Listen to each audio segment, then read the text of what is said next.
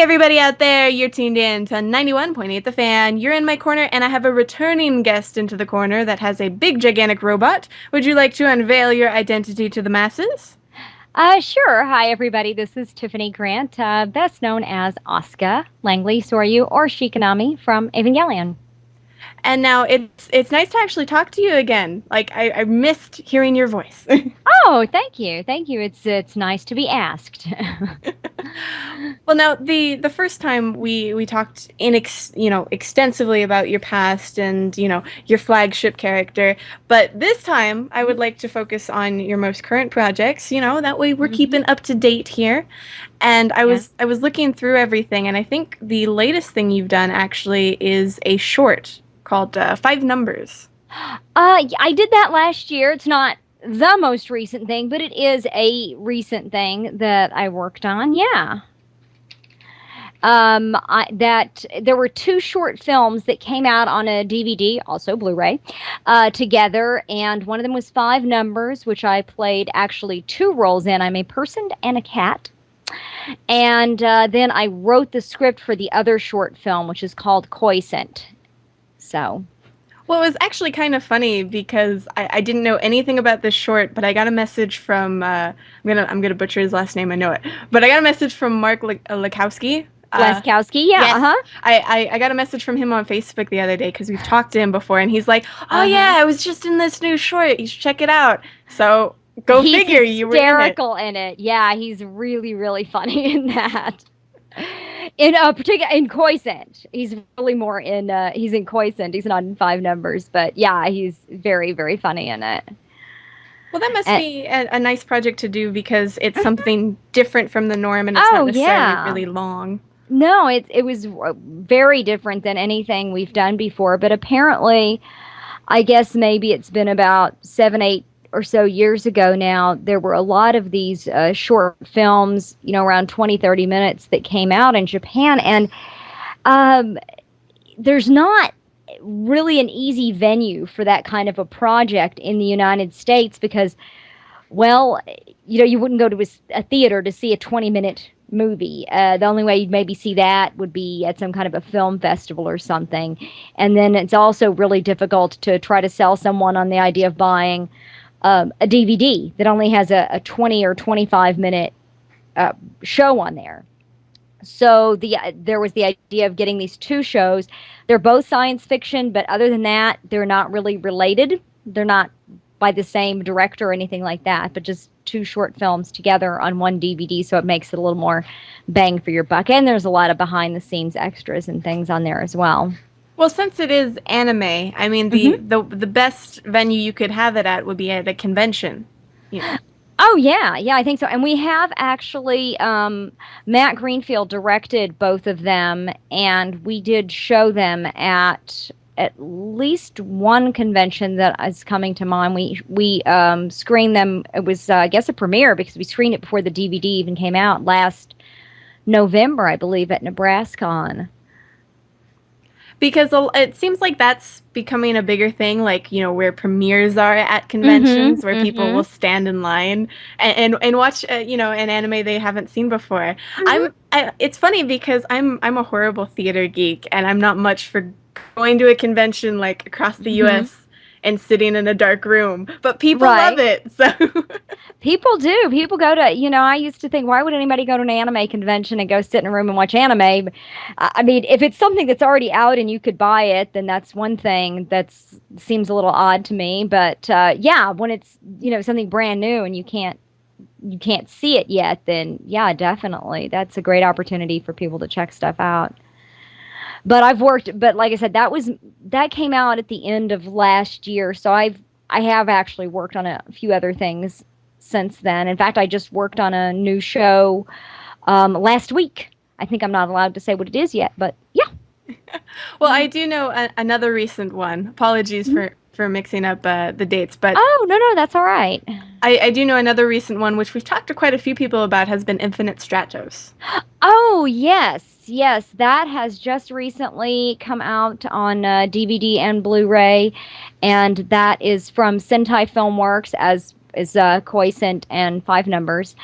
Infinite Stratos is a 13-episode TV series, technically 12 TV episodes and an OVA, but still works out to 13 altogether. And I did write the dubbing scripts for that, and I play one of the characters in it. She's kind of a loudmouth German mecha pilot. So my apologies to anybody who thinks maybe I've done that before, but couldn't resist. Well, it's funny. I hear she has a nice time basically beating up the main character or yelling Yeah, at. yeah. I mean, who's ever seen anything like that before? You know, the loud German girl who's beating the crap out of the male protagonist. I've never seen anything like that before. So that was so refreshing to do something completely different. Well, to be fair, a lot of people are telling me with the series that even though it falls into sort of the cliche harem thing, there is a lot of Yes. like twists and turns to it that make it stand out from the Mhm. crowd. Yeah, I mean, if you wanted to boil it down to the core of it, it's a harem slash mecha show. That's what it is. But yeah, there are a lot of different twists and turns in it, some unexpected things that happen. And the characters are all quite different, all the girls. It's basically there's in the near future this woman genius inventor who's really kind of loopy invents this sort of a frame. It's not really like a mecha that you get into like a Gundam, but it's sort of a frame that you're fitted into, more like a kind of a body armor thing that you can control and you can fly it and fight with it and whatever. But the deal is only ladies can pilot these things until one day a teenage boy discovers that he can pilot one too. So naturally, since he has discovered this ability, they want to send him off to the Infinite Stratos Academy, which of course only has girls. And he's the only guy, and there's a lot of girls. You know, you can kind of fill in some of the blanks there yourself, but it does have its things that make it its own unique creature. Well, it sounds like he had the best like school year ever. I'm just saying. Yeah, yeah. In fact, that's what he has. There's only one other male character in the show. The main character is actually voiced by Josh Greeley, and he has a lot of dialogue because he's the main character. But the only other male character in the entire show, who's like his old childhood friend, was voiced by Chris Ayres, and I think he did that entire part in less than an hour.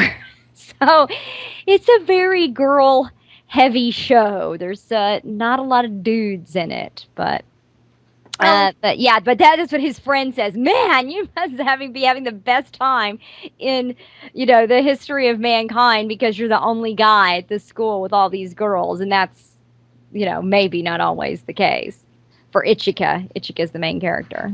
I wonder how they separate for Jim. Like, where does Mm. he change? Well, yeah, actually, there's a lot made out of that. That since he's the only guy, so they have to make all these special accommodations for him since they don't have like a boys' bathroom or a boys' locker room or anything like that. So, yes, they do make a point about that. Well, we'll definitely look out for that. And as you said, that is already released. So for the people who want Yeah. to pick it up, they can do that. And Hmm. I say they should. Yes, Yes. definitely. Now, obviously, you're still convention hopping across Mhm. I believe across the globe, actually. Yeah, yeah, I do get to some conventions outside of the United States. Last year we were in Australia a couple times, and this year in August we're going to be going to a convention called NomCon, like nom nom nom nom nom, uh, as if that's descriptive. NomCon, which is in Dublin. Oh, I'm jealous. Do you have any tourist attractions you're going to check out? Anything like that? Oh, I'm sure we'll be getting around and doing some sightseeing. I don't have any exact plans for things at the moment, but and please, people, don't email me. I'm not going to be there for a month, so we'll figure it out. It'll be good. Well, it's funny because for conventions that are, out of the US, I would think that Hmm. it's such a like a bigger deal, especially the first time you're asked to one of those because it's like, Hmm. "Oh, I get to go somewhere and have like a vacation." Yeah, that is kind of a fun thing about doing conventions, getting to go to a lot of different cities, different places, and get to see some sites that I might not otherwise see. And I've done that several times. For example, when I was in Toronto a few years ago, and we took a few extra days in San Francisco when we were there, and in Anchorage when we went up to Anchorage a few years back. So yeah, I've done it several times, and of course down in oh gosh, Australia, we've been there 4 times. So we have a fantastic time every time we're down there. It's really, really great. And this will be our second time doing a convention in Ireland. Actually, our first time in the Republic of Ireland, the first time we were in Northern Ireland. See, I still try and make vacations out of the ones here in the US. Like I was Well, just in Anaheim last week and it's like Disneyland. Yeah. well, like I said, we did take some extra time when we were in San Francisco, and we've done the same thing in New York and in Chicago. So yeah, we've done that in the States as well. Well, now, are there any other conventions coming out throughout the year that you'd like the listeners to know about? Oh, sure. And although my website does not get updated as often as I would like, I do try to keep the convention list up to date. And my next convention that I am doing is actually, it's just in about 3 weeks from now in Knoxville, Tennessee. I'm doing Anime Southeast. So that is the weekend of July 13th through 15th. It's actually in Sevierville, but anyway, it's near near Knoxville, I believe, is where it's near. Anyway, it's Anime Southeast. But that's the next one that I have coming up that's here in the States. After that, my next scheduled convention is in Dublin, but I'll be also going to Louisville, Kentucky. I'm going to be going to Columbia, South Carolina, and Pensacola this year. And hopefully, I'll get a few more added in before the year's up. That's true, and you probably are scheduling things for 2013 already. Yeah, as a matter of fact, yeah, I was just emailing with somebody today about a convention for next February. So, yep, already working on that. And it's interesting. A lot of people, I guess, don't really know how that works, but I just sit around waiting for people to ask me. So, I mean, I don't. I think it would be weird, but I don't, email a convention and say, "Hi, can I be your guest?" That just that seems very odd to me. I think it'd be like saying, "Hey, Jackie, can I come and stay at your house with you and eat your food?" So yeah, I if you want to see me at a convention, you should contact the convention and tell them you want me to come because I don't go unless I get invited. See, we're at that point now too, where unless I have a staff member in the area, I generally don't contact a convention. I Hmm. mean, if my staff member is going to drive there and they're going to sleep at their own place and what have you, then there's no reason for me not to be like, hey, we can live broadcast if you have a place to do it. We'll promote the convention and do an advertisement and things like that. But Yeah. when we started, we still have a PDF for it, but we have a huge con PDF that lists all the services, and we had to be like, well, we're kind of in the area, and so if you're interested in anyone to do any of these things, hey, we're available. Yeah. And it kind of sucks to do it because you have to have I don't want to say anything appropriate. You have to have a lot of guts and ego to actually do it because it is kind of rude. Hmm. I'm not gonna lie. Yeah. Yeah, and I think you're offering a little bit of a different service, but yeah, when I go to a convention, obviously they're buying my plane ticket and paying for my hotel room. So I would if I were to ask someone, please can I come to your convention? I'm asking them to spend, rather a lot of money on me. So I don't know. I just could not dream of ever contacting a convention and saying, please ask me to your con. All the same, I am available and I would love to come to your con. So whoever you are out there and you're running a con, just email me. The worst I could say is no. And I probably won't. I almost never do. Well, now it's fair to say you've been like bitten by the convention bug, and you love Mm. going to them. But what keeps bringing you back to conventions?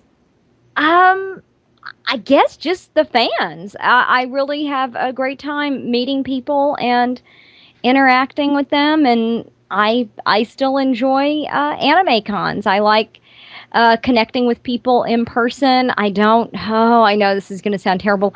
I don't really Facebook and I don't tweet. I That's just not my thing. I would rather meet people in person. So I'm more of a meeting people in person kind of a thing. Or if you email me, I'll answer your email. But I don't really do the whole Facebook and Twitter thing.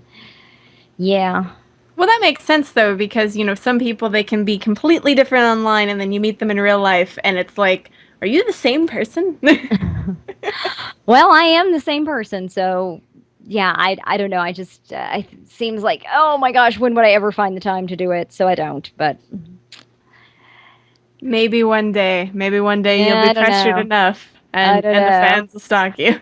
Yeah, I had to turn off that thing on Facebook with, where you get an email every time somebody wants you to friend them. So yeah, that was getting to be too much. Yeah, I turn off all my friend requests on Facebook. I think the thing that I bug people with the most is I play Facebook games, and so they hate me. Wow. Well, I because don't even know what the Facebook games are. like Okay. there's things like like The Sims and Oh, SimCity, oh, and okay, okay. I know what that is. yeah, you have to get people to Know like what it is. click on certain things for you. So you send out, "Hey, can you help me? Like, I don't know, build a farm or whatever." And Modify my cyber lawn, walk my cyber dog. yes, I'm really into SimCity right now until the actual one comes out. So I think people are like, "Can you stop?" And I'm like, "Will you block the application? I'm sorry." Well, that's okay. I'll forgive you.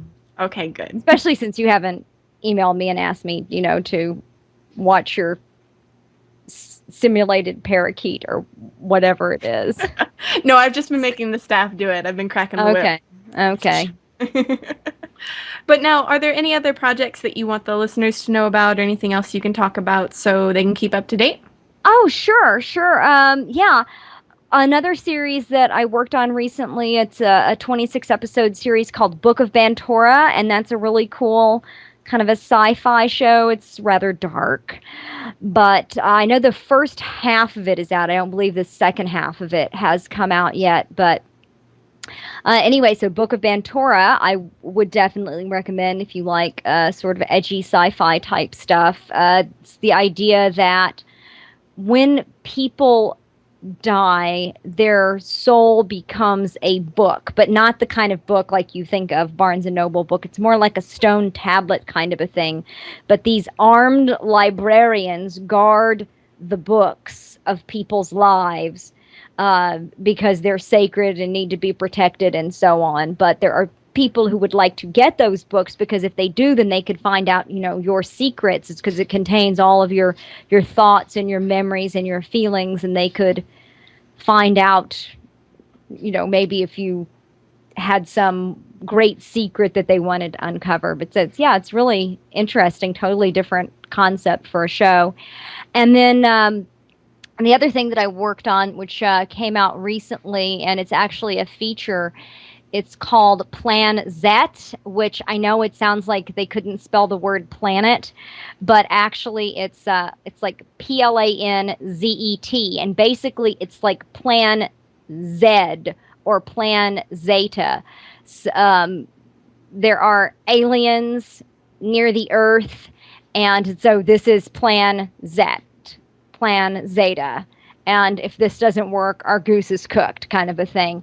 And this was really, really different because this show is like it's a CGI type thing, and we almost look like real people, but it has a really super cool look to it. And I play a military officer in that, but it is currently available on DVD and Blu-ray from Sentai Film Works. And like I said, there is a new 26 episode TV series that I just recorded on last week, but I don't think that has been announced yet. So, And obviously, we don't want to get you in trouble with the sniper sitting no, no, outside no, your no, no. window. Exactly. No, I'm not anticipating anything like that. And for people who keep asking me, I don't know about Evangelion 3.0. I don't know when it's coming out, when it's coming over. I know nothing about that. So we'll just keep our fingers crossed, and eventually it will come out, and then hopefully I will get to work on it. Well, I will say I've been hearing a lot about the Book of Ventura. Like Okay. it might just be a really big coincidence, but I believe, Mm-hmm. I mean, we had Shannon on Tuesday, Oh, okay. so Yeah. maybe I'm just talking to all the people in it just in an order. But Okay. Yeah. Well, I mean, it's a really cool show. I haven't seen the second half of it yet, but the first half seems pretty good. And it's like I said, it's got a lot of action and sci-fi, and it's like got really unexpected plot twists and things that happen in it that you will never see coming. So I that's the kind of thing that I really like, and I like stuff that has a really different, interesting premise like that. all right, it seems like it has its own world, so it has its own rules and things like that. So you could Yeah, really, get in depth and like analyze it. right. I mean, it kind of seems like it's on Earth, but then I don't think it really isn't on Earth. So it's some other Earth type world or alternate reality Earth or something, but it's not like our current Earth. As with say, Infinite Stratos or Plan Z, those are both set on Earth, just kind of in the near future. Well, Plan Z is like in 2050 or something, but they are on Earth. So Well, yeah. I recommend people check that out, and I want to check that out now. So maybe it's being not simulcast, but maybe somebody still has it up somewhere. Yeah, Legal, by the way. I think it's airing on the Anime Network right now. The first half of it, anyway. Oh, and I have to correct myself. Book of Ventura is 27 episodes. I just looked it up. So yeah, 27 episodes. Yeah, we've recently, launched like it's in our forums right now, but it's like an anime directory, and it says all the legal places Mm, to watch anime, like okay. Funimation, Crunchyroll, and whatnot. So I Okay. always have to cross compare with the list now whenever I'm like, is it on any of these sites? No, Okay. crap. Very cool. But now, is there anything else you'd like to tell the listeners out there? Any place where they can, talk to you, or but since you don't do social networking, any place they can I ask don't, but questions? if they go to my website, they can email me, and I do actually read all of my emails. I have a Yahoo page that someone set up for me. Gosh, it's been about 12 years ago, and I do check that sometimes. So there's a Yahoo group, and that's probably not that difficult to find. And in fact, there's a link to it on my website if anybody is interested in that. But that's probably all I can think of for right now. And do you have any messages for the listeners before we part ways? Oh, well, I just want to say for all the people who have stuck with the anime industry and have really supported us and have, bought all those DVDs and subscribed to the Anime Network, and they're, supporting the industry by watching shows legally, as you were just saying, that really means a lot to me, and I appreciate that so much. And I really look forward to meeting each and every single one of you someday at a convention, and particularly in the 12 states that I have not done yet. I have this goal. I'm going to attend a convention in every state, so I've got 12 left. I remember And this. Did you ever get Nevada off the list? no, I Dang still it. need Nevada, and I don't even know if it's Nevada or Nevada. Maybe that's why they don't want to invite me. But yes, I really want to go there, and I'll even send you the list of what they are. But as a matter of fact, coming up this year, I am scheduled to do a convention in Kentucky and in South Carolina, and that will bring me down to 10. Yay. Just 10 states that I need. So, anyway. Well, hopefully you can get that goal by the next time we talk. I expect another two to be off the list. Me too. And thank you for this. This was a lot of fun. Okay, well, thank you. Thanks very much for having me. And for anybody out there that missed any of this interview, shame on you, but don't fret, it'll be up on the website within the next few days, so keep it tuned to 91.8 The Fan. Everything you want and nothing you don't.